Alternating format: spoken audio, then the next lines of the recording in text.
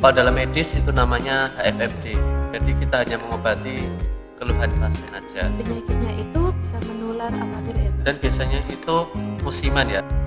Oh jangan mandi gini-gini itu. Tapi ya jangan dicublesi. Nah kan makanannya kan masih tetap mau sesuai keluhan aja. Terus dianggap hal sepele. Memang pertama kali ditemukan di Kanada. Daya tahan tubuh kita itu Agar tidak terkena virus COVID-19. tidak usah panik. Selamat sore Sobat Prima, berjumpa kembali di podcast kami, Podcast Prima. Bincang Prima, saya mau sehat. Bersama saya Intan, sebagai host yang akan menemani Sobat Prima dalam bincang-bincang kali ini. Tentunya saya tidak akan sendiri. Sore ini saya akan ditemani oleh seorang narasumber yang sangat luar biasa.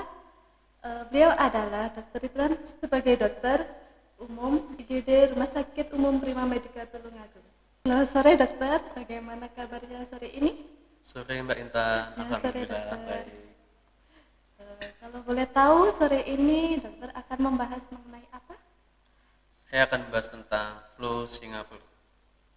Tentunya menarik juga di kalangan masyarakat umum dan juga bermanfaat untuk kita semua. Baik, untuk kali ini silakan untuk Dr. Ridwan menyampaikan materinya. Semoga untuk bermanfaat untuk semua orang agar lebih bisa paham dan jelas mengenai apa itu flu Singapura. Oke, baik Mbak Intan, terima kasih. Selamat sore semuanya. Saya Dr. Ridwan, dokter di Rumah Sakit Prima Medika. Kali ini saya akan menyampaikan sedikit saling sharing tentang flu Singapura. Ya, mungkin sudah di kalangan masyarakat sudah banyak sudah tahu apa sih itu flu Singapura. Kalau dalam medis itu namanya HFMD. Apa itu HFMD? Yaitu hand, foot, mouth disease. Jadi flu Singapura itu menyerangnya pada tangan, kaki, dan di mulut. Ya. Terus obatnya apa gitu biasanya? Sebenarnya kalau secara teori karena penyebabnya virus, jadi itu self-limiting disease ya. Jadi penyembuhannya secara sendiri. Jadi yang penting kekebalan dan imunitas seseorang itu baik, nanti akan berangsur-angsur membaik. Jadi kita hanya mengobati keluhan pasien aja. Untuk gejalanya biasanya yang pasti demam ya. Biasanya demam tinggi, terus disertai ruam atau kemerahan.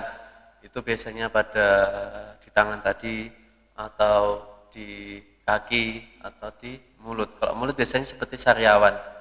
Jadi kadang kita, oh dok, anak saya sariawan gitu. Tapi nggak tahu ternyata di tangan atau di telapak kakinya merah gitu. Terus itu untuk penyakitnya itu bisa menular apabila ya dokter dengan cairan yang ditimbulkan mungkin di kulitnya atau di tubuh lainnya itu. Penyakit ini bisa menular dan ditularkan dan biasanya itu musiman ya. Jadi misal di suatu wilayah atau mungkin tempat itu ada yang sudah terkena, itu nanti biasanya berikutnya ada lagi atau mungkin biasanya anak kecil dibawa orang tuanya liburan, itu juga bisa dari sana. Jadi misalnya bisa menularkan dan ditularkan gitu sih. Terus kalau untuk cara pencegahan sendiri dari penyakit itu bagaimana dokter? Pencegahannya sih yang utama pasti hygiene ya, higienitas itu penting, kita jaga kebersihan. Jadi nanti kok dengan jaga kebersihan nanti kan diharapkan daya tahan tubuh atau imunitas anak itu juga baik. Terus kalau untuk sebagai orang tua itu untuk melindungi anaknya agar bisa terhindar dari penyakit itu mungkin yang bisa dilakukan selain menjaga kebersihan atau beran tapi kan kayak di kayak umum gitu kan dokter. Terus cara kayak menjaga anaknya itu? Ya, kalau untuk saat ini kan juga lagi musimnya corona ya, mungkin masih musim COVID. Jadi kita tetap melindungi dengan pakai masker dari orang tuanya, juga dari si kecilnya juga tetap sih kalau menurut saya protokol kesehatan yang utama. Terus untuk penderitanya sendiri itu bisa atau boleh mandi atau tidak? Sangat boleh ya, sangat boleh mandi. Mungkin kalau oh jangan mandi gini-gini itu mitos menurut saya ya.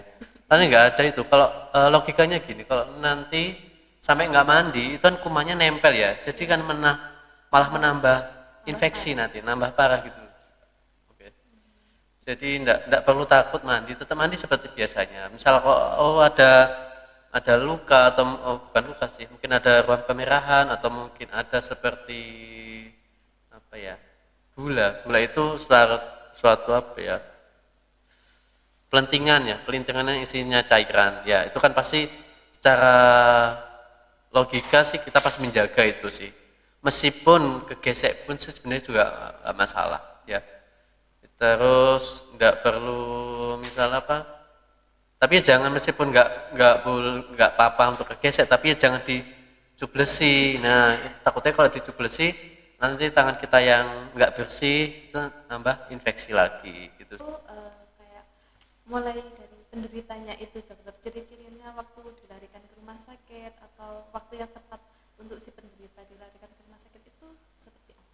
Oke, kapan sih waktunya yang tepat ya? Kalau yang pertama kan karena itu tadi karena masalah daya tahan tubuh ya.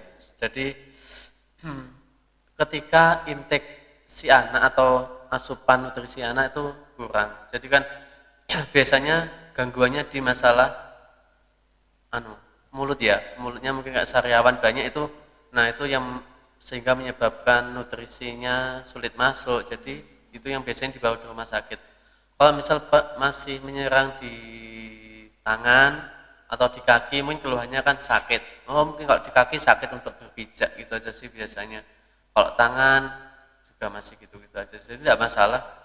Kalau masih di tangan, di kaki tidak masalah. Kan makanannya kan masih tetap mau. Kecuali kalau misal apa sudah menyerang di mulut, nah seperti sariawan itu enggak cuma satu biasanya, jadi sampai belakang, sampai banyak sih, jadi sehingga membuat si kecil itu sulit untuk susah makan, susah minum, jadi intiknya kurang.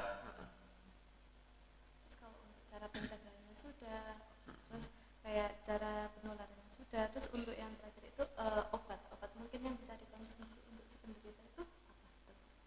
Sebenarnya untuk obat sebenarnya tidak ada obat khusus ya, meskipun itu tidak ada obat khusus, kita hanya mengobati simptomatis, jadi mengobati gejalanya aja. Jadi misal ada keluar demam, obati untuk demamnya. Oh ada batuk pileknya, obatnya batuk pileknya. Terus sudah sih.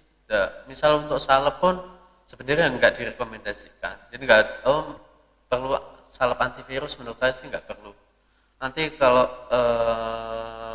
kasih salep takutnya kan apa ya, kita membersihkannya enggak bersih, itu nanti malah ngendap, malah jadi muncul infeksi baru gitu sih. Jadi saran saya biarkan gitu, misal yang pelenting-pelentingnya biarkan gitu aja, misal lo pecah tidak masalah gitu ya. Terus ya udah, obatnya sesuai keluhan aja. Terus untuk selanjutnya untuk tingkat kematiannya, angkanya ini terutama di Indonesia apa cukup tinggi ya dokter? Untuk angka Singapura di Indonesia enggak, yang saya tahu sih enggak terlalu tinggi ya. Kalau misal penanganannya cepat dan tepat, insya Allah enggak terlalu berbahaya ya, karena itu tadi, kalau misal kadang kan orang tua ada yang ini menyepelekan, jadi kan asupan nutrisinya itu tadi habis dianggap hal sepele. Biasanya orang Indonesia kan seperti itu ya, enggak apa-apa, ini sakit enggak apa-apa. Katanya sama sejarah ya, sejarah dari flu Singapura ini sudah ditemukan pertama kali pada tahun 1957. Ini lebih tepatnya di daerah Kanada ya. Terus kok kenapa namanya flu Singapura? Itu kebetulan saat itu yang paling parah Oh jadi gini ya dokter, dinamakan flu Singapura itu asal mulanya itu penyakit itu bermunculan banyak di wilayah Singapura sana gitu. Ya, sesuai literatur yang saya baca sih ya, karena memang pertama kali ditemukan di Kanada, cuma saat itu kejadian yang paling parah dan sampai menyebabkan kematian terjadi di Singapura. Terus untuk selanjutnya bila penyakit ini yang diderita oleh pasien itu kan sembuh ya dokter karena sudah diobati, terus itu ada kemungkinan untuk bisa kambuh lagi apa tidak? Masih bisa ada kemungkinan kambuh lagi ya. Jadi kan memang ini penyakit kebanyakan pada anak-anak ya, anak-anak rentan paling maksimal 5 sampai 10 tahunan biasanya seperti itu. Tapi ya nggak menutup kemungkinan nanti pada usia dewasa pun juga bisa. Tapi kebanyakan memang pada anak ya.